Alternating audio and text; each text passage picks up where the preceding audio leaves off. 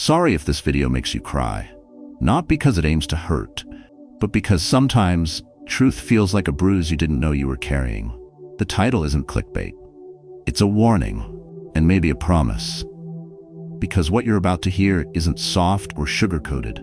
It's what most people avoid saying, but what your future self is quietly begging you to understand. Life is moving, whether you're ready or not. And every moment spent numbing yourself, avoiding the hard questions, or clinging to what's already gone, is a moment you never get back. This video exists for the version of you that wakes up feeling lost, for the nights when silence gets loud, for the days when you're not sure what you're living for anymore. What you're about to hear might sting, but it's also the same medicine that could save years of your life. So if something in your chest tightens while you listen, don't run from it. Lean in, let the words settle, and then come back. Listen again tomorrow and the day after that, because some truths need to be lived with, not just heard once. If this message speaks to you, share it with someone you care about. Your story, your pain, your healing might be exactly what someone else needs to see the light. Subscribe if you're ready for more moments like this, raw, real, and necessary. And let me know in the comments, what part of this truth are you finally ready to face? One, you're not just delaying a task. You're delaying your entire life. I once saw a photo of an elderly man blowing out the candles on his 80th birthday. Everyone around him was clapping, laughing, celebrating the moment, but his eyes were distant, like he was somewhere else. Perhaps in the memory of a dream he never chased, a promise he once made to himself and kept postponing. Maybe it was a book he always said he'd write, a trip he told his wife they'd take together, a guitar gathering dust in the corner, or a conversation he never had with someone he lost. That photo stayed with me not because of the birthday, but because of the silent weight behind his smile. It reminded me of the quiet tragedy most of us carry, the illusion that we still have time. We tell ourselves there's always later, always next month, always next year. But later is not a guarantee, it's a gamble. And with every delay, we're not just putting off a task, we're pausing our entire lives. Not many people wake up one morning and declare, I want to waste the next decade. But it doesn't happen with one big choice. It happens with hundreds of small ones, the ones where we say, not yet, maybe when I'm ready, or I'll start tomorrow. Yet time doesn't wait for readiness. It moves forward whether we act or not. Every sunrise, every blinking notification, every week we survive without reflecting, all of it becomes the background noise covering a deeper truth, that we're quietly drifting away from the life we were meant to live. And while drifting feels effortless, the price it demands is devastating, because no one ever regrets taking action as much as they regret staying still. We delay because we think we need more confidence, more clarity, more perfection. But the truth is, most of the people who built something meaningful started when they were uncertain, afraid, even unprepared. They didn't wait for courage. They moved while shaking. They made peace with doubt and chose motion anyway. Because there's something about acting despite fear that reshapes how we see ourselves. It's not the absence of fear that makes you brave. It's the willingness to step forward even when you're unsure. And here's the hard part. Every time you avoid starting, you're reinforcing a habit that tells your brain, I don't follow through. You teach yourself to trust fear over vision, to obey hesitation instead of purpose. And slowly you begin to doubt whether you're even capable of change. Not because you're not, but because you've practiced avoidance so many times it became a mindset. That's how regret is born. Not through sudden dramatic failure, but through the quiet erosion of time. Time we gave away willingly to comfort, to perfectionism, to overthinking. So ask yourself this, what's one thing you keep saying you'll start when you're ready? And now ask, what would it cost you to begin today, as messy, imperfect, and unprepared as you are? You may find that the cost of starting is far less than the cost of waiting. While we sit here debating our worthiness, life is happening. The seasons don't care about your doubts. The calendar won't pause for your fear. Life moves and it favors those who move with it. We weren't made to stay stuck. We were made to grow, to risk, to rise. And growth rarely feels like readiness. It often feels like discomfort. If you're waiting to stop being afraid, you'll be waiting forever. But if you can accept fear as part of the process, If you can take the first step without needing the next 10 to be clear, then you're already free. Free, not because everything is figured out, but because you no longer need it to be. So whatever it is you've been postponing, start, not tomorrow, not when you're braver, now. Listen to this message again if you need to. Let it soak into the places that have been paralyzed by procrastination. Share it with someone who's been waiting just like you. And every day, remind yourself, you're not promised more time, but you're always given a choice. Choose to begin, even when it scares you, especially when it scares you, because that's when you know it's real. 2. Are you living or just existing in a race with no finish line? There's a moment that hits you, not during crisis, not when things fall apart, but when everything appears fine on the outside. You've got the meetings, the notifications, the schedule, the endless scroll of obligations that fill your day and trick your mind into thinking you're moving forward, when really you're just moving fast, busy, distracted, but not toward anything that actually matters.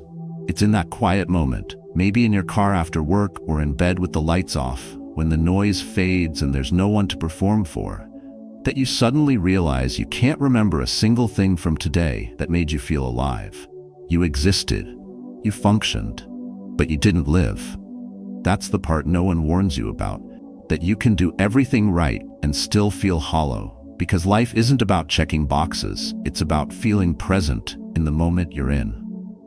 But how often do we slow down long enough to notice where we even are?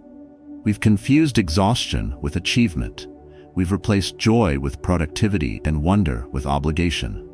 Somewhere along the line, the finish line disappeared, and we just kept running anyway because everyone else is running too, and stopping feels like failure. But failure isn't pausing. Failure is never asking, why am I running in the first place? We buy into the myth that more is always better. More work, more status, more income. But none of it adds up if we've lost the ability to hear ourselves think, to sit with ourselves in stillness, to wake up excited for the day, rather than bracing ourselves to survive it. There are people with six-figure salaries who cry in the shower. There are folks with corner offices who haven't smiled with their eyes in years. Success, as we define it, has become a shell, a hollow form wrapped around burnout, anxiety, and disconnection. And we praise it, even while it robs us of presence. The truth is, you were not built for autopilot. You weren't meant to go years without hearing your own heartbeat over the sound of deadlines. And if you've been living like that, if you've traded your being for endless doing, it's not too late to reverse it. But it starts by recognizing the trap, that most of the things you're chasing were handed to you, not chosen by you. That you've said yes to things that drain you, simply because you were afraid to say no.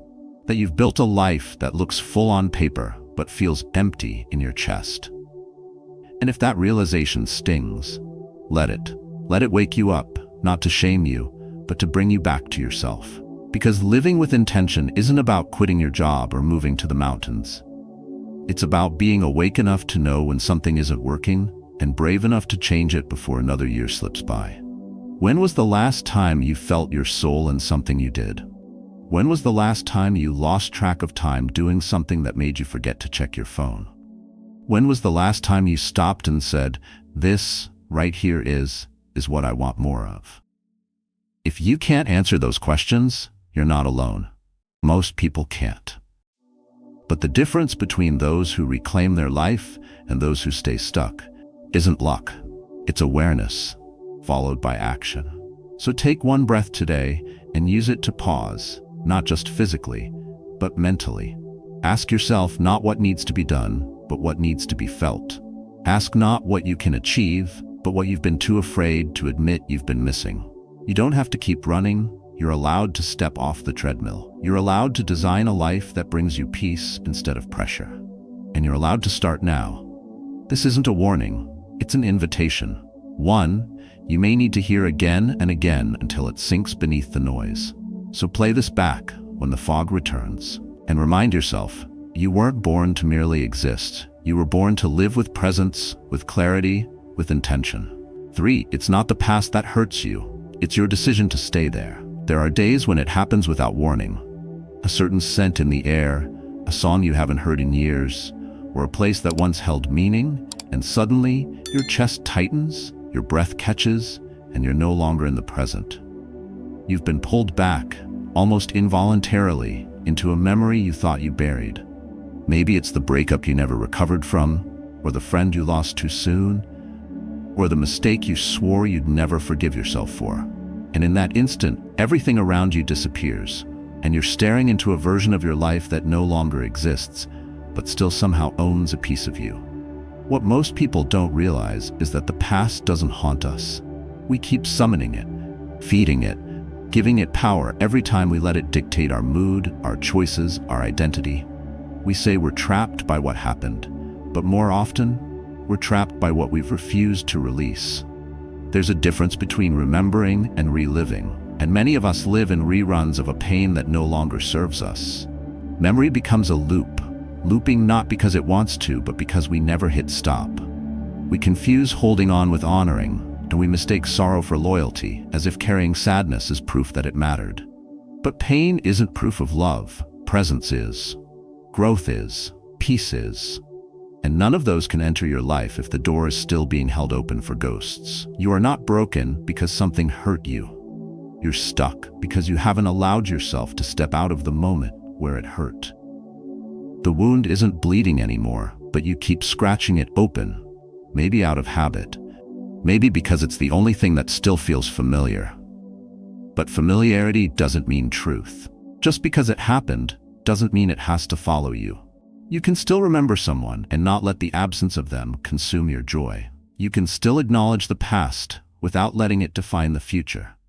It's not about forgetting. It's about finally choosing not to let a past version of yourself decide who you're allowed to be now. Think of it like this. If you're driving and you keep looking at the rearview mirror, eventually you'll crash. Not because the mirror was wrong to exist, but because you forgot the direction you're supposed to be facing. Life, in all its complexity, asks you to look forward. Not because what's behind you didn't matter, but because what's ahead is the only thing you can shape. The Stoics taught that we only ever truly own the present moment, not yesterday, not tomorrow, just now. And yet we give our power away to days that are already gone, stories that are already written, and people who may no longer be watching. That's how regret grows, not from what happened, but from what we allowed to keep happening long after the moment passed. So, what would happen if today, just for a moment, you stopped dragging yesterday into the room with you? What would happen if you let go of the weight you were never meant to carry this long? You might discover that peace was never out of reach. You just didn't have space to hold it. Healing begins not when we forget what hurt us, but when we stop needing the hurt to mean something more than it already did. Maybe it taught you, maybe it broke you, maybe it changed you. But it doesn't own you anymore unless you let it. So take a breath, let the memory come, and then let it go. Not because it didn't shape you, but because it no longer deserves to lead you. You are not what happened to you. You are what you choose to do next.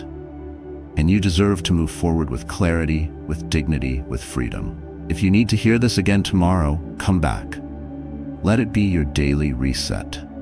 Let it be the moment you remind yourself that you have power, not over what was, but over what comes next. For you don't fear change, you fear letting go of what's familiar. It's strange how we crave transformation. How we whisper to ourselves late at night that we're ready for something new, that we want out of the old cycle, that we're done settling for a life that doesn't feel like ours.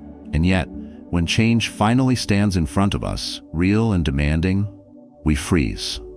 Not because we don't want the change, but because letting go of what's familiar feels like ripping a piece of ourselves away. It's not the uncertainty that shakes us.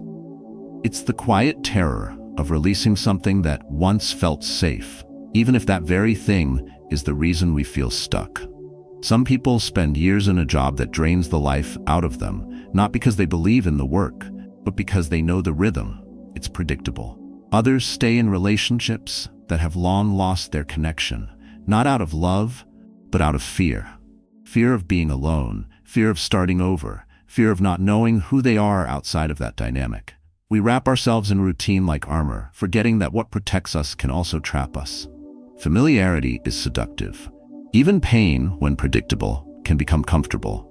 But there's a cost to comfort, a hidden tax we pay with our potential. We silence our inner voice, delay our personal transformation, and begin to confuse numbness with peace. Yet the truth is, the longer you stay in what no longer fits, the further you drift from who you're meant to become. The Stoics understood this. Marcus Aurelius wrote that everything in life follows a pattern, that just as spring follows winter, loss and gain, departure and arrival, endings and beginnings are part of the natural flow. Still, we treat every transition like an emergency. We resist the falling apart, even when we know it's the only path to something stronger. But resistance doesn't stop the tide. All it does is exhaust you.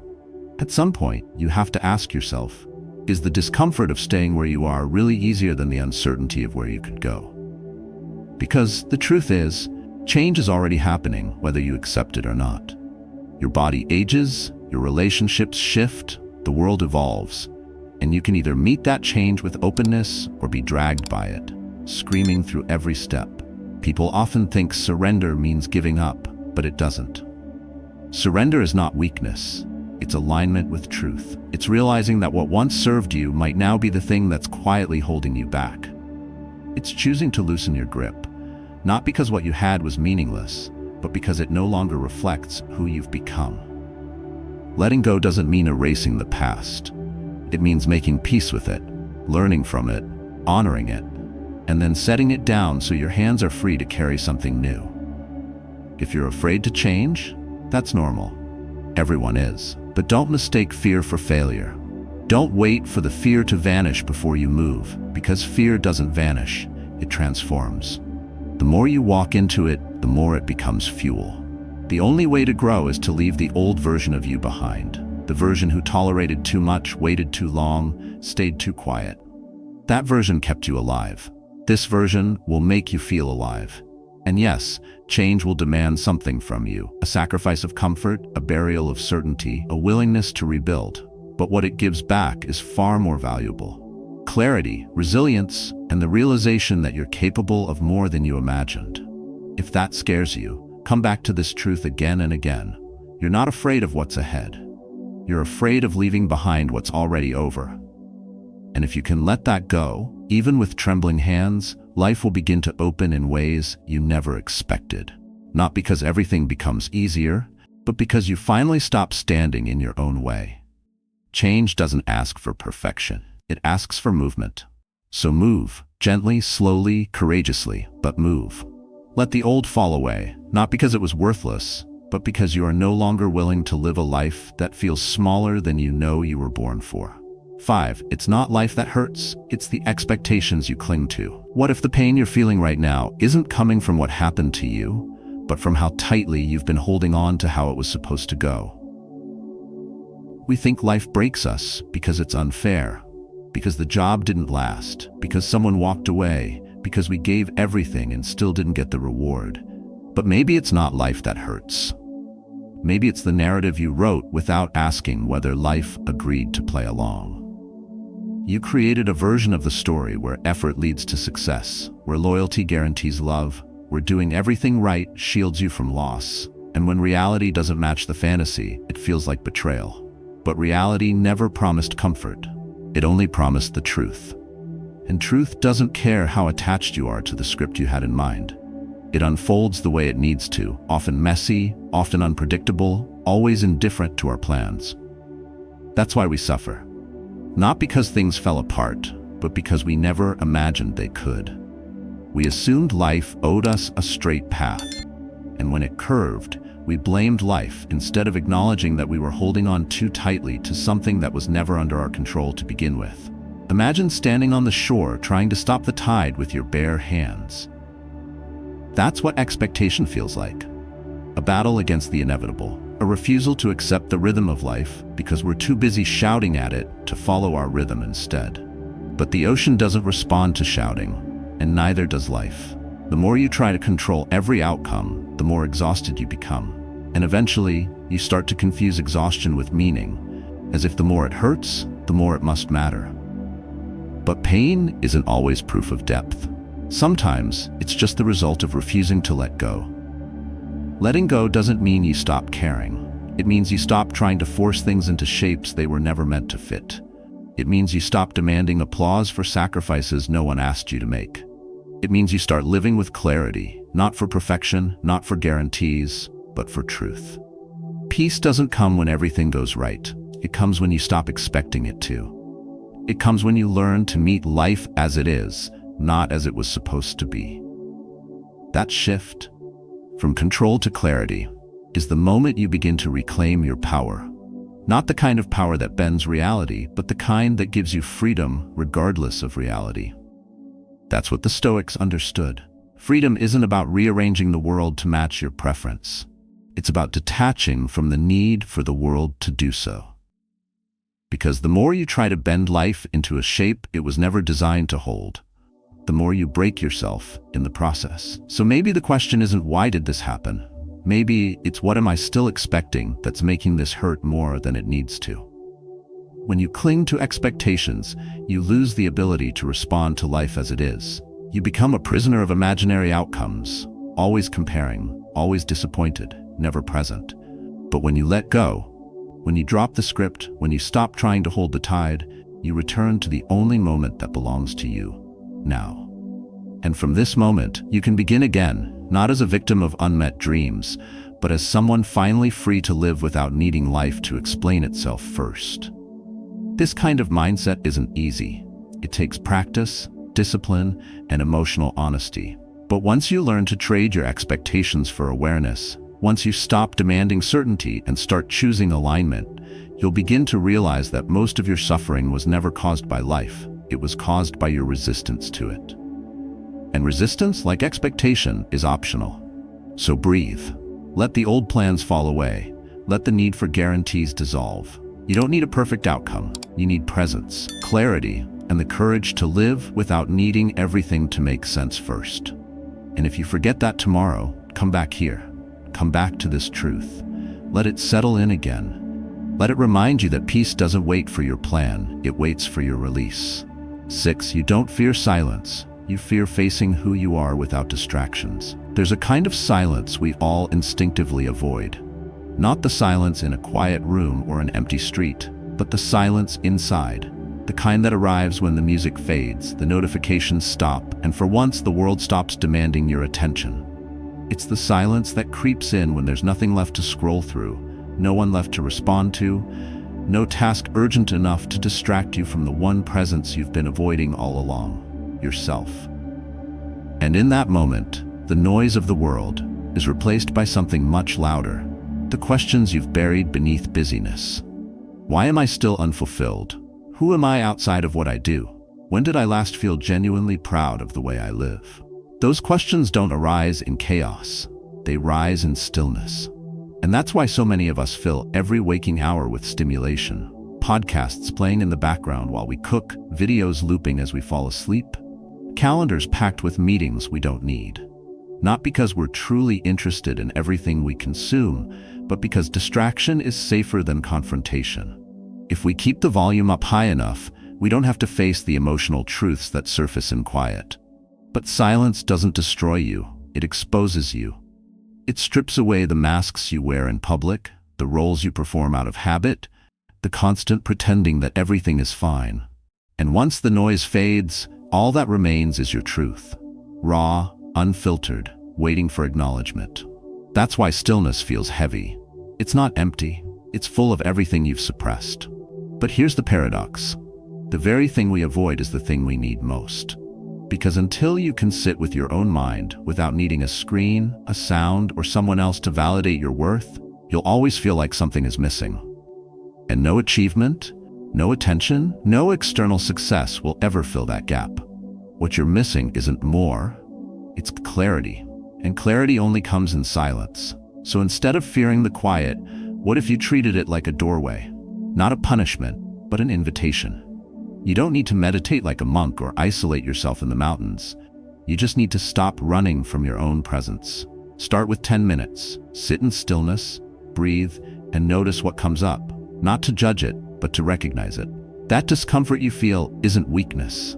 It's evidence that something inside you wants to be seen, heard, and understood. You've spent years building a life around productivity and appearances. But how much of that life was designed around avoiding yourself? The truth is, you will never find peace if your entire existence is built on fleeing your inner world. There's a reason the Stoics valued solitude, not because they feared society, but because they understood that the greatest battles are fought within, and the strongest foundation isn't built through constant motion, but through unshakable presence. If you can learn to be still, to be honest with yourself without noise to hide behind, you begin to build something that no one can take from you: inner stability. It's not about becoming emotionless, it's about becoming unshakable. That begins not in success, but in silence. So the next time you feel that itch to fill the space, to turn something on, to keep moving, pause. Let the stillness speak, not because it will feel good at first, but because it will show you who you are beneath the layers. And that version of you, the one underneath the noise, is the one you've been searching for all along.